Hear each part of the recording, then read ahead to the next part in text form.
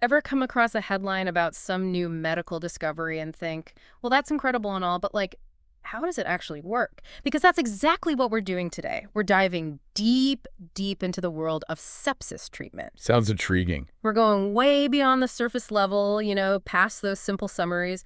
We're dissecting a recent medical journal article all about vasopressors and inotropes. Ah, the essentials for sepsis management. Right, but the thing is, the why, why we use them, that often gets lost in translation. It can get kind of complicated. It definitely can. So imagine this. Think of your circulatory system like this intricate network of pipes, right? And they're delivering crucial nutrients throughout your body, keeping everything running. Okay, I'm with you. Now, sepsis. Sepsis is like having a massive leak in that network. Hmm. Pressure just plummets, and all those vital organs, they're being starved of the oxygen-rich blood they desperately need. That's a great analogy. And that's precisely where vasopressors and inotropes come in. They swoop in like emergency plumbers, working tirelessly to restore and maintain the pressure in those pipes. It's all about making sure blood keeps flowing to those vital organs. Exactly. It's not just about seeing a higher number on that blood pressure monitor. It's about making sure the blood flow is restored precisely where it's needed the most. And you know what's amazing? How our bodies actually regulate this naturally. Oh, it's truly remarkable. We call it autoregulation, this incredible ability of your body to adjust blood flow to different organs depending on what they need at any given moment. But then sepsis comes along and disrupts this whole delicate system. And that's where these medications come in, helping to reestablish that balance. So are we ready to break down these medications? Absolutely. Let's dive in. Let's start with norepinephrine, often the first line of defense, right? Often, yes. I was blown away to learn it was first synthesized way back in the 1890s. And get this, they used sheep adrenal glands. It's true. But fascinating history aside, norepinephrine is an incredibly powerful tool in sepsis management. How so? Well, it works on both alpha and beta receptors. This dual action leads to vasoconstriction, which helps to raise blood pressure. But it doesn't stop there. It also increases pressure in the veins, which helps drive blood back to the heart. It's like mimicking a fluid bolus. Wow, so it's tackling multiple issues at once. But like with any powerful tool, I imagine there are some risks involved, right? You're absolutely right. While it's generally considered safer than some alternatives, prolonged norepinephrine use can put a strain on the heart. In what way? Well, it can lead to direct toxicity to the heart muscle cells.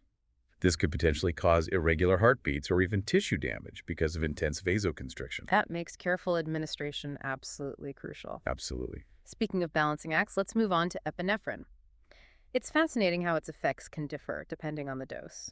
Exactly. At lower doses, epinephrine primarily acts on beta receptors, giving a boost to heart rate and contractility. So that's when it's the go-to, in situations like cardiac arrest. Exactly. However, at higher doses, its alpha receptor effects take center stage. And that causes. Intense vasoconstriction, much like norepinephrine. So it's like having two tools in one, but that versatility must also mean a heightened awareness of potential side effects is critical. Precisely. Higher doses can increase the risk of heart arrhythmias, dangerously high blood pressure, and even metabolic complications. It's not a drug to be used lightly, especially when it comes to sepsis management. Definitely not. Now, switching gears a bit, let's talk about vasopressin. It always seemed like the sidekick, often used alongside norepinephrine rather than as a solo act. And there's a good reason for that. Vasopressin, a naturally occurring hormone, regulates water balance and has vasoconstrictive effects. It mainly acts on what we call V1 receptors throughout your circulatory system. Okay, so how is it different from norepinephrine and epinephrine? Well, unlike norepinephrine and epinephrine, it doesn't directly stimulate the heart. It's more about tightening those blood vessels than giving the heart a pep talk, so to speak. That makes sense, given its common use alongside other medications. So is its role in sepsis primarily as a support system then? In a way, yes. You see, during sepsis, the body's vasopressin stores can become depleted. So giving exogenous vasopressin replenishes these stores, and this can potentially reduce the need for other vasopressors like norepinephrine. Interesting. It's particularly helpful for patients who aren't responding well to traditional vasopressors, or in cases of, as we call it, catecholamine-resistant shock. So a valuable team player, but like the others, I'm guessing it still carries some risks. Of course. While it can be beneficial, there's still some debate about its overall impact on mortality and sepsis. It's all about carefully weighing the potential benefits against the potential risks for each individual patient, as always. That seems to be a recurring theme in sepsis treatment for sure. Now let's move on to a medication with a somewhat, shall we say, controversial past, dopamine. It seems like its role in sepsis has been under quite a bit of scrutiny. That's a good observation. Dopamine has a complex mechanism of action.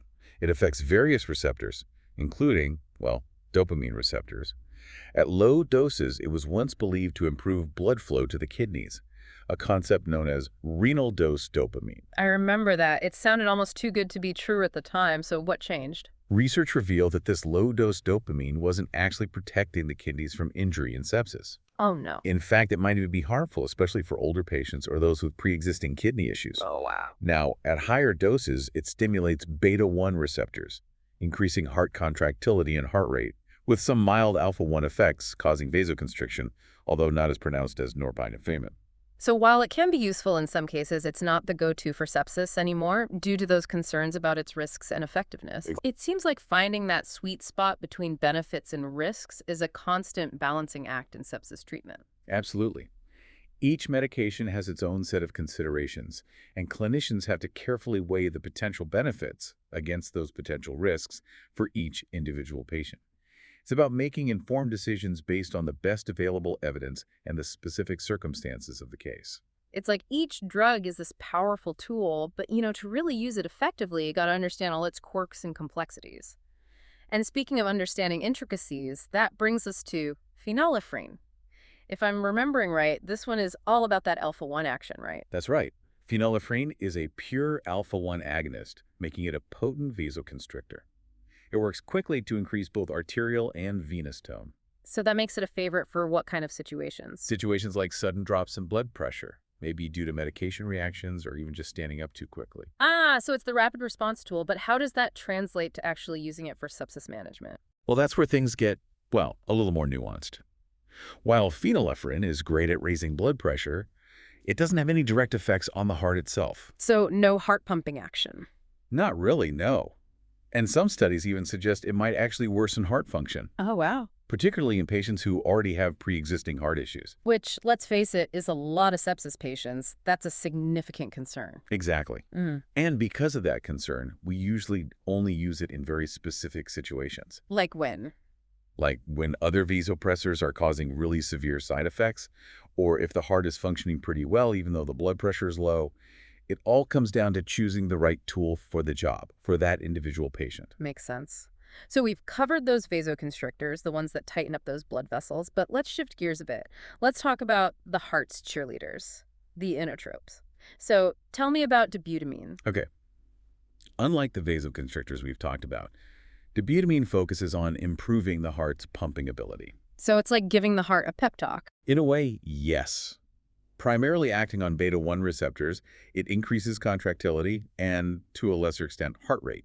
Okay. Dobutamine is often our go-to inotrope for sepsis, particularly when there are signs of heart dysfunction, Mm. or if those telltale signs of poor perfusion aren't budging despite giving enough fluids and vasopressor support. So it steps in when the heart needs a little extra boost. But even dobutamine has its limits, I imagine. You're right. While it can be truly life-saving, it can also increase the heart's workload, Meaning what? meaning it can lead to an imbalance between the heart muscle's oxygen supply and demand. And in some cases, it can actually worsen heart rhythm disturbances, which is always a concern in critically ill patients. Right, of course. It's always about finding that balance, right? Maximizing the benefit, but also minimizing the risk as much as possible. Now, let's switch to another inotrope, milrinone. This one always seemed a bit more, I don't know, specialized. Milrinone is fascinating because it actually works differently than dobutamine. Instead of directly stimulating those beta receptors, it inhibits an enzyme called phosphodiesterase 3, or PDE3 for short. Okay, and what does this PDE3 do? Well, this enzyme normally breaks down cyclic AMP, Cyclic AMP. or CANMP, a molecule that's super important for heart muscle contraction. Gotcha. So, by blocking this PDE3, milrinone actually boosts CAMP levels, which ultimately leads to stronger heart contractions. So it's like a domino effect, blocking one thing to boost another, leading to increased heart contractility. That's incredible. So in practical terms, what sets it apart from dobutamine?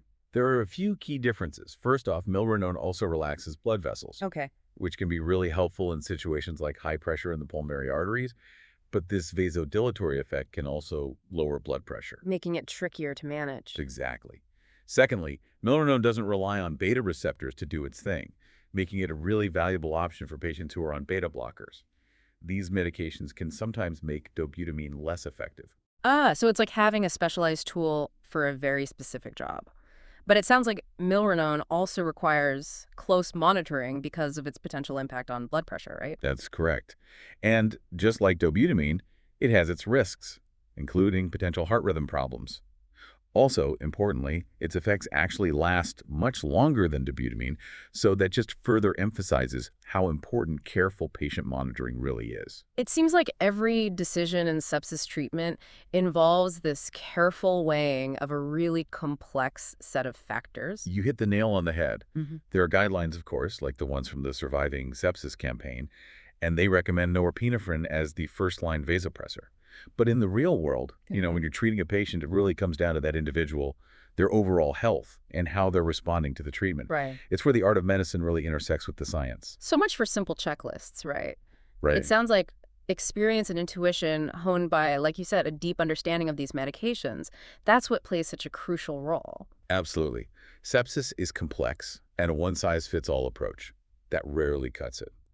Speaking of considering those individual patient factors, we can't forget about the impact of pre-existing conditions like hypertension. Right. It seems counterintuitive, You'd think someone who has chronic high blood pressure would be more, well, resilient to the blood pressure drop you see in sepsis, but it's often the opposite, isn't it? It might seem paradoxical, but it starts to make sense when we circle back to autoregulation. Remember how we talked about that? Right. In individuals with chronic hypertension, their blood vessels are used to operating at a higher pressure.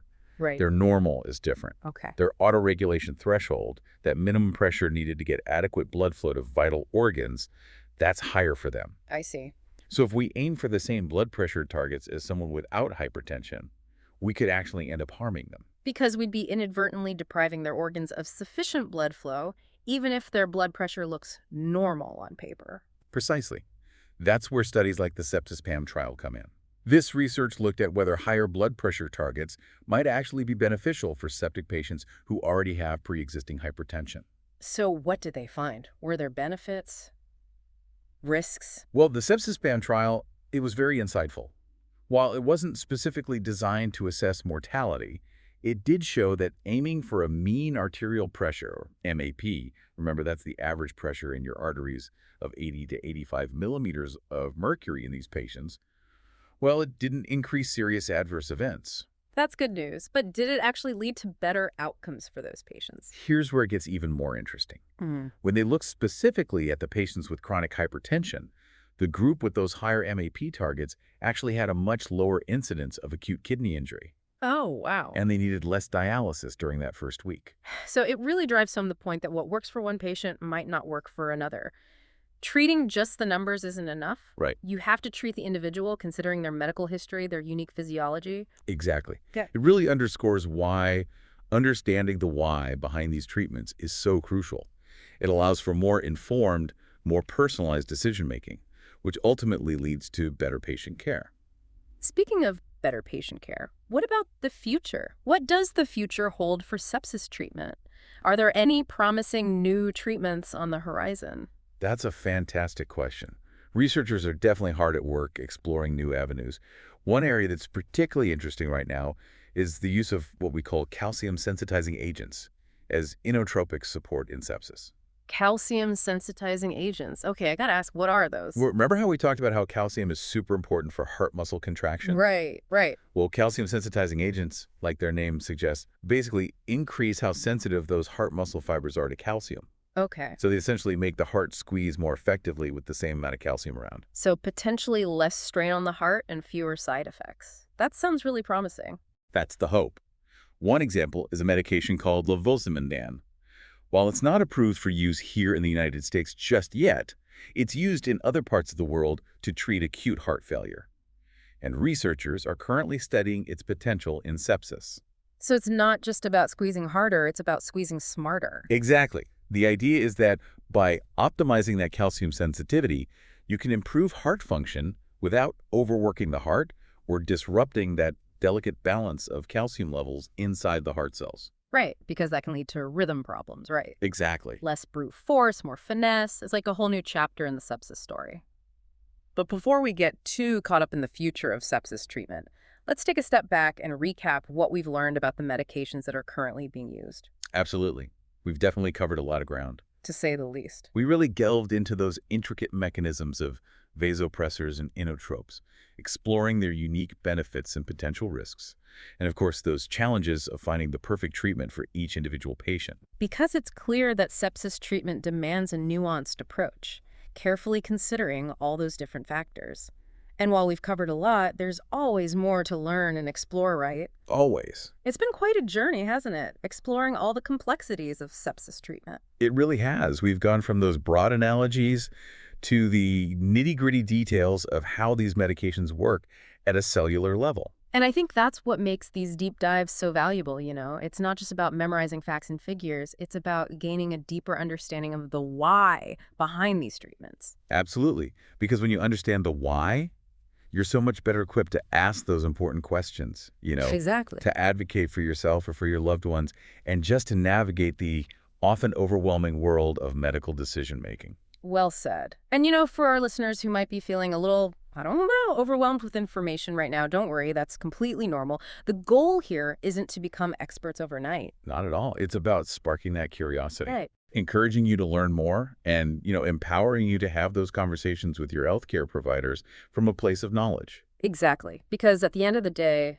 sepsis treatment, it's a partnership It really is. between patients, their families, and of course, the medical professionals. Absolutely. And the more informed everyone is, the better equipped we are to make the best decisions together. Now, before we wrap up this deep dive, I want to leave our listeners with a final thought to ponder. Okay, I'm intrigued. So we talked about the potential of calcium sensitizing agents like levosimendan, remember those, I do, yeah? as this novel approach to improving heart function in sepsis. Right, right. That idea of enhancing calcium sensitivity without putting too much strain on the heart, that's certainly promising. Absolutely. But what if we could take it a step further? What if, instead of just trying to manipulate calcium sensitivity with meds, what if we could actually target the root causes of that cellular dysfunction that happens in sepsis? Now, that's a fascinating concept. You're talking about moving beyond just managing the symptoms. Yeah. You're talking about true disease modification. What if we could develop therapies that actually prevent that dangerous cascade of inflammation and cellular damage that really wreaks havoc in sepsis? That would be incredible, a real paradigm shift. It could potentially revolutionize how we approach this life-threatening condition.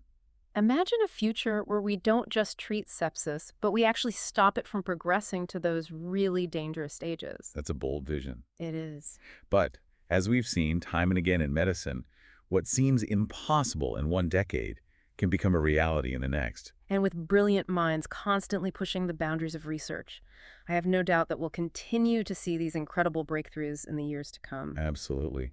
The future of sepsis treatment is full of possibilities, and that's a truly hopeful thought. It really is. And on that note, we've reached the end of our deep dive into sepsis treatment. It's been a pleasure exploring this complex and always evolving field with you.